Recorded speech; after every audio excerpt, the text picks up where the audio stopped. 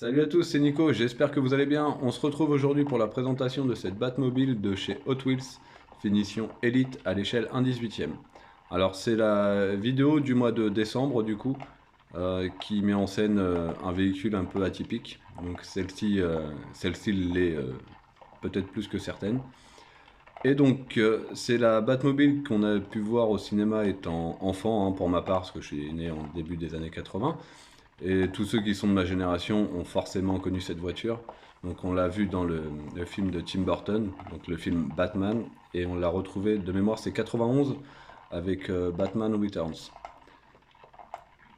Hop, on va arrêter le plateau, on va faire un tour en speed, hein. Tac, le petit bouton. Hop, parfait. Alors, ça change un peu des véhicules habituels, hein, mine de rien.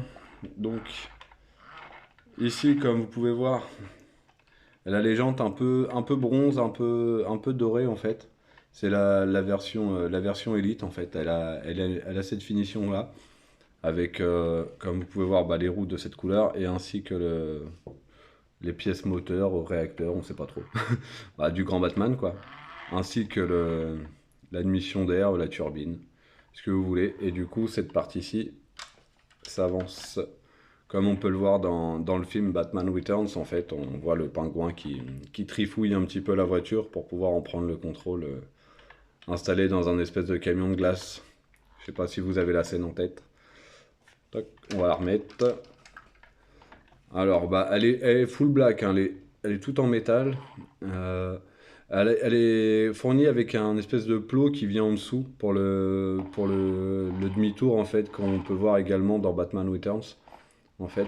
Et bah, je l'ai pas sorti de la boîte, je l'ai laissé tel quel. Parce qu'elle est exposée globalement chez moi, c'est une des rares voitures qui est exposée comme ça.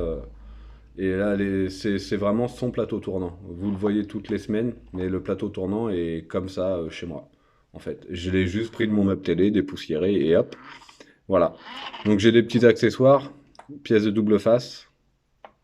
Tac, faudrait que j'y mette un petit coup de disqueuse histoire de marquer un peu la pièce.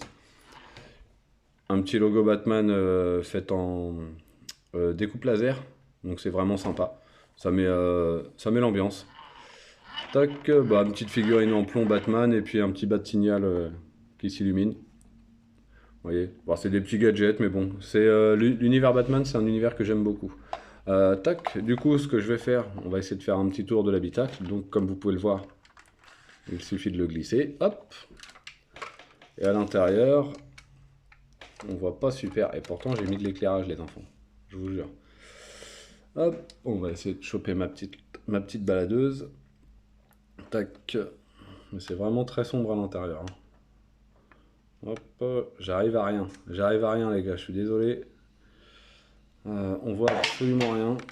Hop. Enfin, on peut retrouver les manettes, Vous voyez, il y a les petites manettes qui sont là pour extraire enfin, modifier la voiture en fait pour qu'elle passe entre deux immeubles. Le tableau de bord, on le voit pas, mais le travail de sticker, c'est vraiment, vraiment pas mal. C'est pas une voiture hyper, hyper bien finie dans l'ensemble. En même temps, il n'y a pas forcément beaucoup de détails à y apporter, hormis ici, c'est vraiment pas trop mal.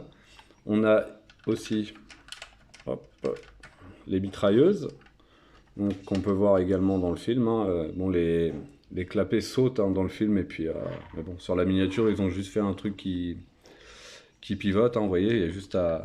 Hop, voilà, et voilà. C'est très simple.